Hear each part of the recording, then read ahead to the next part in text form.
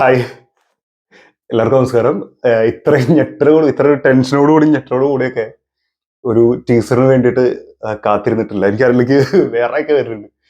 അയ്യോ, cool cool.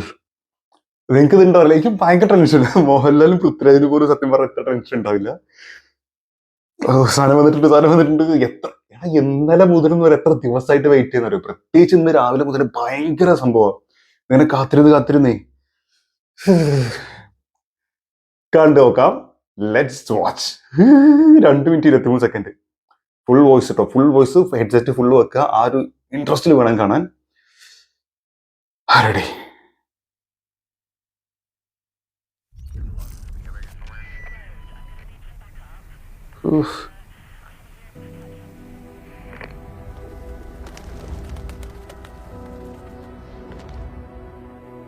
എന്നെങ്കിലും ഒരിക്കൽ നിനക്ക് ചുറ്റുമുള്ളതൊക്കെ തകർന്നു എന്ന് തോന്നിയാൽ, അന്ന് അച്ഛനില്ലെങ്കിൽ നിനക്ക് സഹായം ചോദിച്ചു ചെല്ലാൻ ഒരാളെ ഉണ്ടാകും.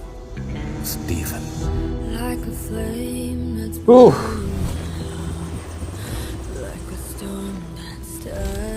യുദ്ധം നന്മയും തിന്മയും തമ്മിലല്ല, തിന്മയും തമ്മിലാണ്.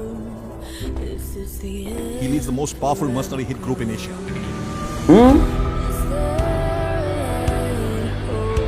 ലോകത്ത് എല്ലായിടത്തും അവരുടെ പ്രസൻസ് ഉണ്ട്. Sir, we have the entire Kabuka cartel and the Qureshi Abram nexus in one place. This is our chance. Shall we move in?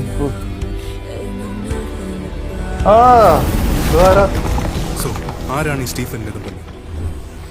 ഹിന്ദുക്കൾക്ക് ഇവൻ മഹിരാവണ്, ഇസ്ലാമിൽ അവൻ ഇബ്ലീസ്, ക്രിസ്ത്യാനികൾ ലൂസിഫർ. He's coming back. ഓന്റെ മോനെ. അബ്രാം ഖുറേഷി. അബ്രാം. ഓ,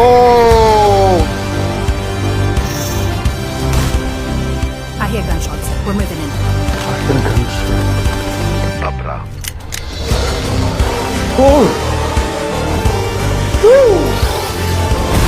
sad. This deal is with the devil.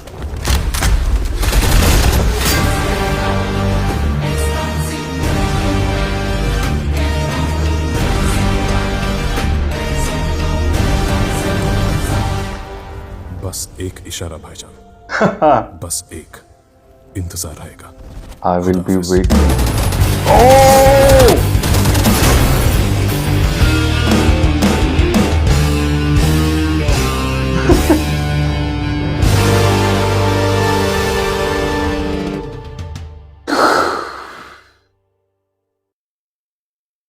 എന്റെ അമ്മോ.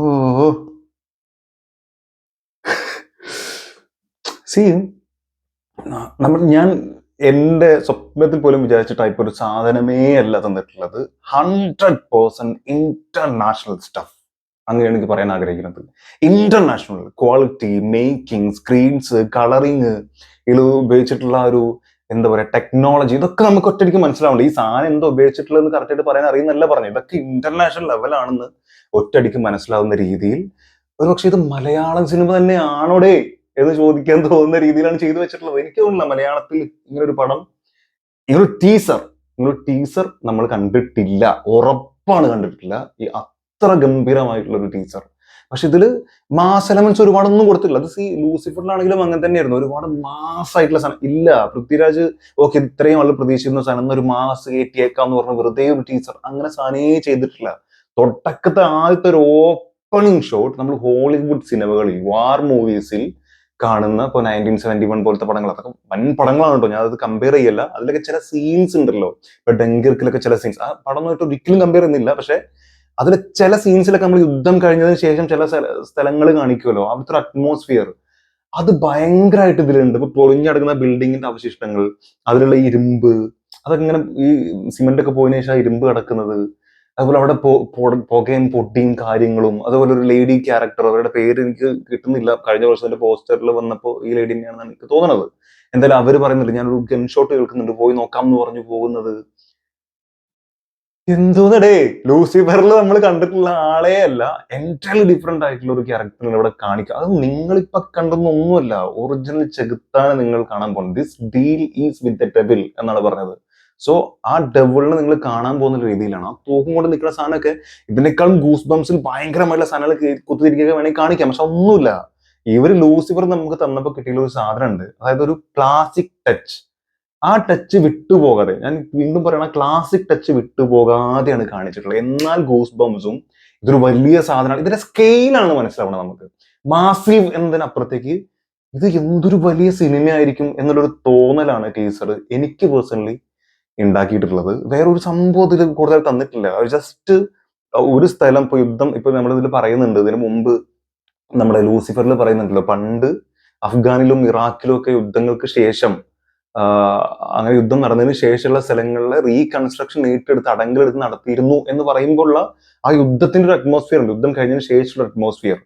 ആ സംഭവത്തിന്റെ സീൻ മാത്രം നമ്മുടെ മുമ്പിലേക്ക് ഇങ്ങനെ എടുത്തു തന്നേക്കാണ്. ആ ഒരൊറ്റ സീനിൽ, ആ ഒരൊറ്റ എന്താ പറയാ, നമ്മുടെ ആ ഒരു ഫ്രെയിമിൽ ആണ് കാര്യങ്ങൾ മൊത്തം പറഞ്ഞിട്ടുള്ളത്.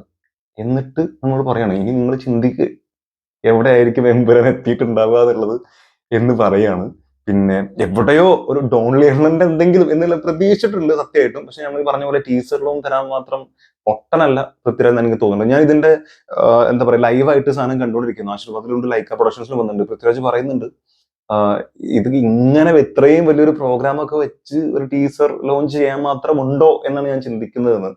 അത് വളരെ കറക്റ്റ് ആയിട്ട് പുള്ളി പറഞ്ഞിട്ടില്ല. കാരണം അങ്ങനെ വലിയൊരു ലോഞ്ച് വെച്ചപ്പോൾ തമിഴ് സിനിമയൊക്കെ ചെയ്യുന്ന പോലെ വൻ പരിപാടി ആക്കിയിട്ട് ചെയ്യാൻ മാത്രം ഉണ്ടോ ചോദിച്ചു കഴിഞ്ഞാൽ പുള്ളി അതിനുള്ള തരാൻ ഉദ്ദേശിച്ചിട്ടില്ല എന്നുള്ളതാണ്. അതിനുള്ള സാധനം ഉണ്ടെന്നുള്ള നമുക്കറിയാം. കാരണം പുള്ളി പറഞ്ഞ പോലെ ഇതൊരു ചെറിയ സിനിമയാണെന്ന് പറഞ്ഞ ആളാണ്. അപ്പൊ അതിന്റെ അപ്പുറത്തേക്കൊന്നുമില്ല. ചെറിയ കുറച്ച് നടന്മാര്, ചെറിയൊരു ഡയറക്ടർ, ചെറിയ പ്രൊഡക്ഷൻ, പുള്ളി അങ്ങനെ പറയുള്ളൂ. എന്നാൽ പോലും പുള്ളിയുടെ മൈൻഡാണ് ഞാൻ ചിന്തിക്കണത്. അങ്ങനെ പുള്ളി തന്നെ ഡയറക്റ്റ് പറയണേ മാത്രം ഉണ്ടോ? കാരണം അതിന് ഞാൻ തരാൻ ഉദ്ദേശിച്ചിട്ടില്ല. പക്ഷെ വേണമെങ്കിൽ നിങ്ങൾക്ക് ചിന്തിക്കാം ഇത് എവിടെ വന്ന് എത്തുന്നുള്ളത്. ഇനി ട്രെയിലർ വരുമ്പോഴായിരിക്കും ചിലപ്പോൾ ഒരു പോളപ്പം സാധനം ഇതിന്റെ ഇടയിൽ കയറ്റി വിടുക. മറ്റേതുണ്ടല്ലോ, വീര സൂരൻ വിളയാട വാടകനും വാടാ എന്ന് പറഞ്ഞ സാധനമൊക്കെ, അത്തരത്തിലുള്ള സാധനങ്ങൾ കയറ്റി തന്നു കഴിഞ്ഞാൽ, ഇവിടെ ലാലേട്ടന്റെ ഒരു ഡയലോഗ് വെച്ചൊരു സാധനം പോലും പുറത്തു വിട്ടിട്ടില്ല. ആകെയുള്ളത് ലൂസിഫറിലെ പഴയ കുറച്ച് ഡയലോഗാണ്. അത് മാത്രമേ കൊടുത്തിട്ടുള്ളൂ. പഴയ അത് നിനക്ക് ആരുമില്ലാന്ന് തോന്നണമെങ്കിൽ ഫാസിലിന്റെ ക്യാരക്ടർ പറഞ്ഞിട്ടുള്ള, മഞ്ജു വാര്യരോട് പറഞ്ഞിട്ടുള്ള സാധനം. അതുപോലെ ഇന്ദ്രയിത്ത് അവിടെ വന്നിട്ട് അല്ലെ, ഹിന്ദുക്കൾക്ക് ഇവൻ മഹിരാവണൻ, മറ്റേ അങ്ങനെ അങ്ങനെ പറഞ്ഞിട്ട് മുസ്ലിം ഇവൻ ഇബിലീസ്, ക്രിസ്ത്യൻസിന്റെ ഇടയിൽ ഇവൻ ഒറ്റ പേരേ ഉള്ളൂ, ലൂസിഫർ. ലൂസിഫർ എന്നല്ല, ഖുറേഷി എബ്രഹാം. അത് ആരാന്നുള്ളത് ഇന്ദ്രയിത്ത് തിരിച്ചറിയും. അതോടൊപ്പം നമ്മൾ ഓരോ പ്രേക്ഷകൻ തിരിച്ചറിയും. അപ്പോ നമുക്ക് നോക്കാം പൃഥ്വിരാജ് എന്ന് പറയുന്ന ഡയറക്ടർ ആരാ എന്താന്നുള്ളത്. ഡോൺലിയും കൂടി ഇതിലുണ്ടെങ്കിൽ മോനെ പിടിച്ചാൽ കിട്ടൂല. ഈ സിനിമ ഒരു രക്ഷയില്ലാത്ത രീതിയിലേക്കായിരിക്കും പോവുക. Pan Indian, real pan Indian, മലയാളത്തിൽ നിന്ന് കിടക്കട്ടെ. ഇന്ത്യൻ സിനിമയിൽ മലയാളത്തിൽ കിടക്കട്ടെ, റിയൽ പാൻ ഇന്ത്യൻ എന്നാണ് എനിക്ക് പറയുന്നത്. ഹോപ്പ് ഇത് വൻ വിജയമാകും എന്ന് പ്രതീക്ഷിക്കുന്നു. നിങ്ങളുടെ അഭിപ്രായം എന്തായാലും മറക്കാൻ കമന്റ് രേഖപ്പെടുത്തുക. Thank you.